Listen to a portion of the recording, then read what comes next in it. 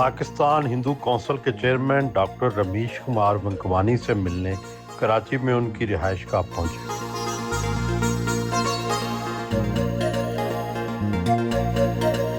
वो अलग सुबह एक्सरसाइज करने के आदी हैं।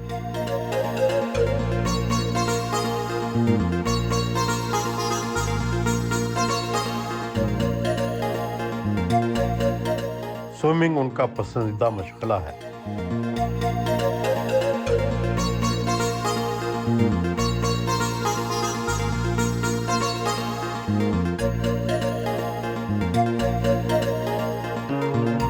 तैयार होकर घर से रवाना हुए।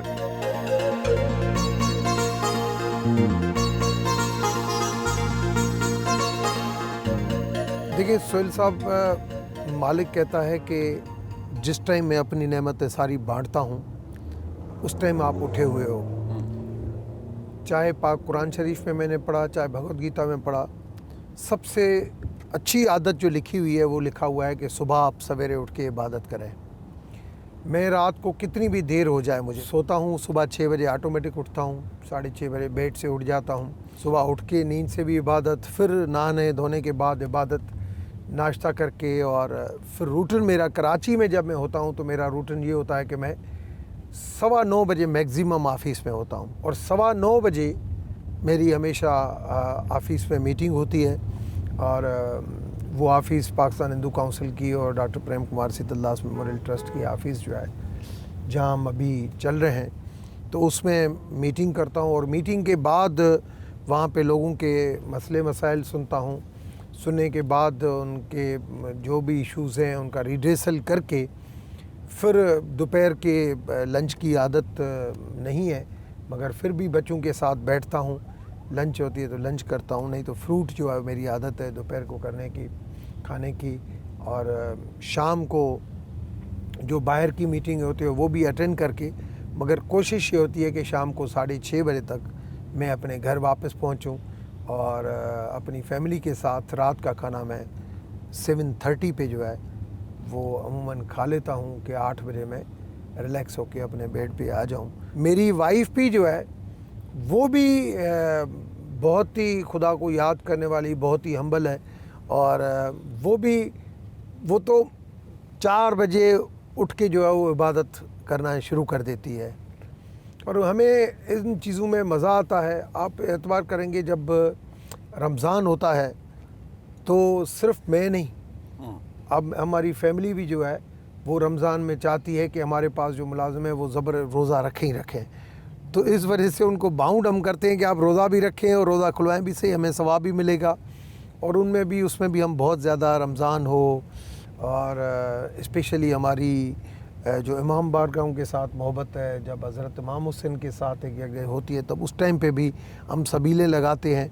तो ये हमारा है एक दिली अटैचमेंट, छुलाकुल, तो वो उसको हम ज़्यादा सुकून मिलता है हमें।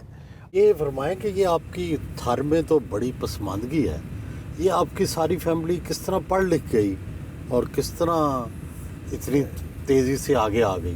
देखिए, थर के अंदर जो टैलेंट है वो आज भी बहुत ज़्यादा है। अगर आप देखें कि मेडिकल की जब एडमिशन होती है तो सबसे ज़्यादा हाईएस्ट स्कोर जो है पूरे सिंध के अंदर, वो टॉप पे जो है वो या कराची या थर पारकर की कंपटीशन होती है।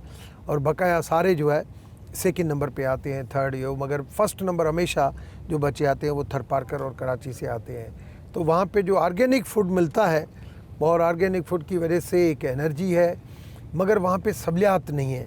अगर वहाँ पे फैसिलिटी हो, जो अभी मैं प्रेम नगर में बनाने जा रहा हूँ, और तो मैं समझता हूँ कि यहाँ से आप जो टैलेंट देखेंगे कि वो टैलेंट आप देखेंगे कि पहले भी बहुत आगे जा रहा है, दुनिया के हर कुछ तक पहुँच चुका है। और आगे भी आप देखेंगे कि थर पारकर का जो टैलेंट है वो आपको बहुत आगे नज़र आएगा। पाकिस्तान हिंदू कौंसिल के ऑफिस पहुंचे। स्टाफ ने इस्तकबाल किया। मीटिंग रूम में आए। प्रेम नगर पर बनाई गई डॉक्यूमेंट्री देखी। सूबा सिंध के पसमानदा तरीन इलाके थरपारकर में एक ऐसा बच्चा जन्म लेगा जो मसीहाई के शोबे से वाबस्ता होकर क़यामत की बेमिसाल दास्तान रकम करेगा और थर की सरजमीन पर अपने नाम के अनमिट नकूश छोड़ जाएगा।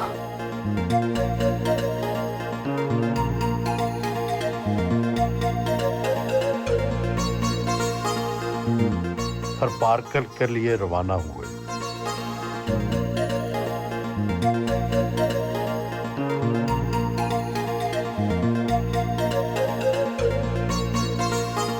ठट्ठा में वाक़या माता सिंह भवानी मंदिर पहुंचे।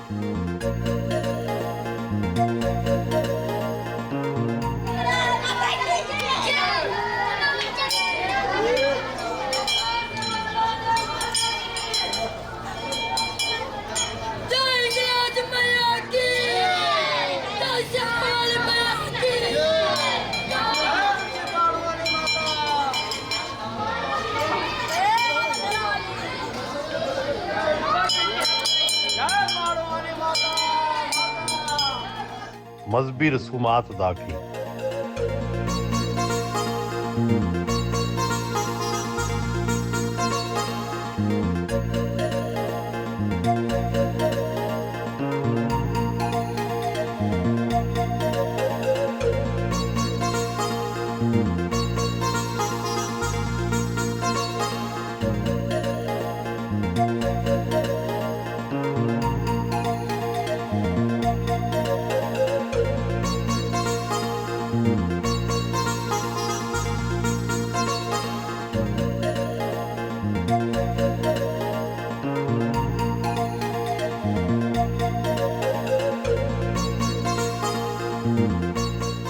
अपने मरहूम भाई डॉक्टर प्रेम कुमार वंकवानी के नाम पर थरपारकर में अब वो एक नया नगर प्रेम नगर आबाद कर रहे हैं। प्रेम नगर पहुंचे। डॉक्टर साहब 3 साल पहले तो ये थर का लकोदक सहरा था, आज ये रेगिस्तान बन गया, नाम इसका प्रेम नगर हो गया।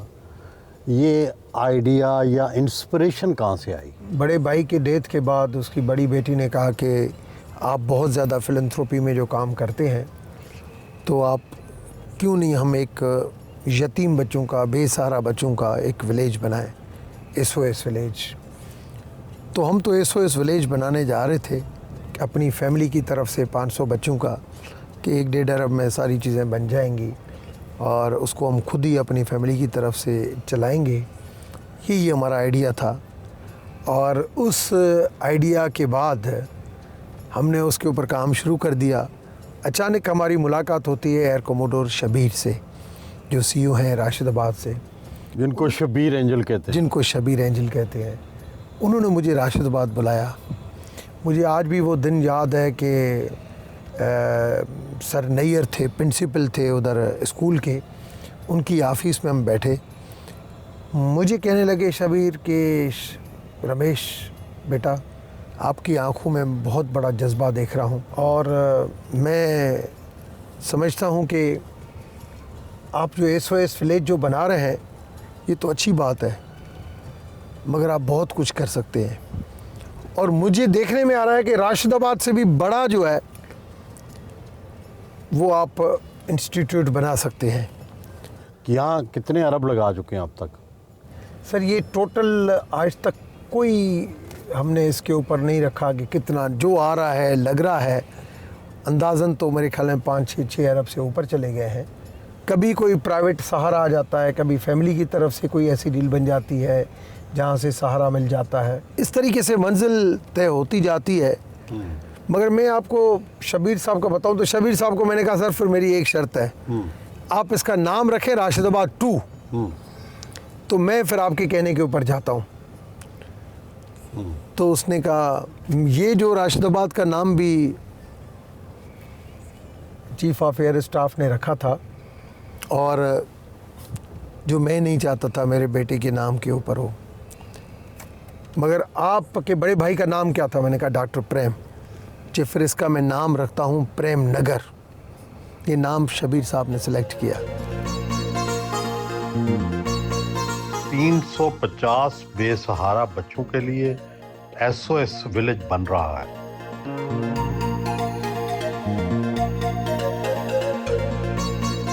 ये किस तरीके से बन रहा है? ये थर की वारी है, हाँ, ये जूट बैग है, अच्छा और इसकी जो वाल को मोटी करने के लिए हमने ये थर की जैसे ईंट इतनी होती है, ये उसे ज़्यादा है। इसके ऊपर फिर 3-3 इंच सीमेंट आता है। नहीं, नीचे पत्थर है? नहीं, पत्थर नहीं है कोई भी। हाँ, ये क्या बेस, है? ये बेस ईंटी का है, ये मिट्टी का, थर की ये- वारी का। अच्छा, ये वारी है। अच्छा इस वारी से आपका टेम्परेचर जो है वो कम हो जाएगा तकरीबन 5-6 डिग्री। अच्छा आपको एसी की ज़रूरत नहीं पड़ेगी। अच्छा। और बनने के बाद ये साथ वाला घर है, इसके ऊपर ये कंक्रीट हो रही है, ये कंक्रीट है। अच्छा अच्छा अच्छा। ये आपको मैं अंदर से भी दिखाऊं। यहाँ कितने बच्चे जो हैं वो ठहर सकेंगे जब ये SOS बन जाएगा? ये 350 की कैपेसिटी का है, मगर स्पेस रखिए कि ये बढ़ता जाए। अभी ये जूट है ना, इसके ऊपर ये कंक्रीट हुई, इसके ऊपर ये आप पीछे अगर ये देखें उस तरफ जाली इसके ऊपर लगती है कि ये कंक्रीट जब हो तो वो रुके इसके ऊपर। ये अब इसके ऊपर 3 इंच का और लेयर लग जाएगा तो आपकी दीवार और मोटी हो जाएगी। तो इससे फ़र्क ये पड़ेगा कि आपका जो बाहर की हीटिंग है वो कम हो जाएगी 5 से 6 डिग्री। इसके आर्किटेक्ट हैं तारिक हसन, जिन्होंने ये इसको आर्किटेक्ट किया है। ये लाउंज है, यहाँ उसके पे ऊपर वो टीवी लगेगी, बच्चे यहाँ पे बैठेंगे। और यहाँ पे इस तरफ तो ये कमरा माँ का कमरा है, जो उसकी माँ होगी उस माँ का कमरा है ये वाला अटैच बाथरूम। ये कमरा, इसमें 5 छोटे लड़के होंगे और उनका वॉशरूम। और ये जो है बाहर की स्पेस, ये इनके खेलने के लिए है। ये छोटा सा पानी का तालाब बनाएंगे और ये इनकी पूरी खेलने की जगह, क्योंकि बच्चे शाम के टाइम पे यहाँ पे बाहर आके और एंजॉय करें। ये 5 बच्चे इस तरफ थे और माँ का कमरा इस तरफ था। अभी फिर हम इधर आते हैं, ये है किचन, और ये फिर 5 बच्चों का है। मतलब एक कमरा जो है वो बच्चियों के लिए, एक कमरा बच्चों के लिए, और उनका अटैच बाथ दूसरा है। तो ये टोटल जो है ये 10 बच्चों का एक घर है।